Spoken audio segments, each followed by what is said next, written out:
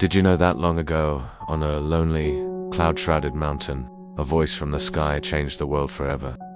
We're going back in time, over 3,000 years ago, to a moment that has echoed through history. Imagine a vast, sprawling desert under a blazing sun. The sand dunes stretch for miles, like giant, frozen waves. And there, in the distance, a single, colossal mountain pierces the sky, its peak lost in the clouds. This is Mount Sinai. At the foot of this imposing mountain, a nation is being born. The people of Israel have just made a miraculous escape from centuries of slavery in Egypt.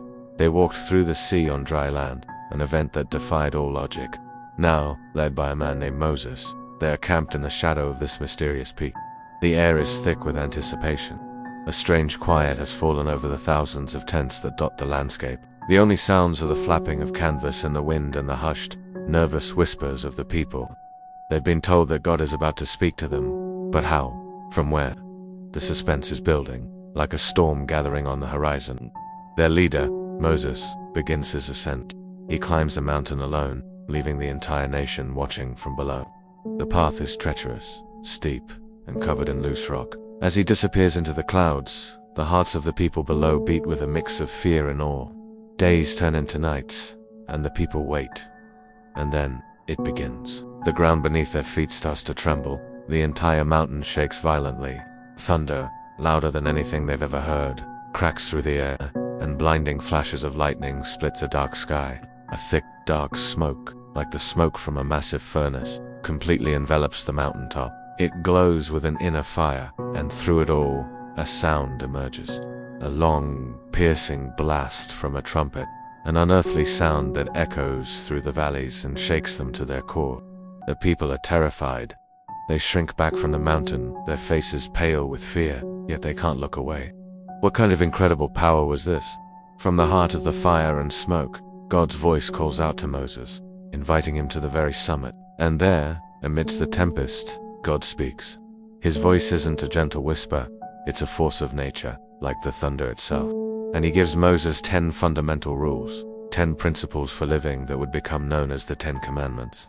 They are incredibly simple, yet they carry a weight that would shape civilizations for millennia to come. These laws were about how to live in relationship with God and how to live in relationship with each other. The first 4 commandments focus on their relationship with the divine. God begins, "I am the Lord your God, who brought you out of Egypt, out of the land of slavery. You shall have no other gods before me." This was a call for total trust and allegiance to the one true God who had just rescued them. No other powers, no other deities. Next, he commanded them not to create any idols, no statues of wood, stone, or gold to bow down to. Their God was beyond any physical form they could imagine. The third rule was to never misuse the name of God, to treat it with the utmost respect, because words, especially those tied to the divine, hold immense power. And fourth, they were to keep 1 day a week, the Sabbath, as a holy day of rest. After 6 days of work, 1 day was for rest, for family, and for remembering God's work of creation. It was a rhythm for life, a sacred pause. These first 4 commandments built a foundation of faith, a direct bond between the people and their Creator. But God wasn't finished. The next 6 commandments were about how people should treat one another, the blueprint for a just and compassionate society. The 5th commandment is to honor your father and your mother, a principle that ensures respect across generations and strengthens the family unit. The 6th is simple and profound. You shall not murder. It establishes the sacredness of every human life. The 7th, you shall not commit adultery, guards the sanctity of marriage and the commitment it represents. The 8th is you shall not steal, building a society based on honesty and respect for property.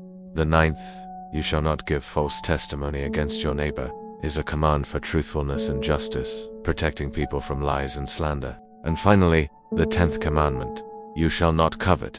Don't envy your neighbor's house, their spouse, or anything that belongs to them. This one goes right to the heart, dealing not just with actions, but with the desires and attitudes that lead to harmful behavior.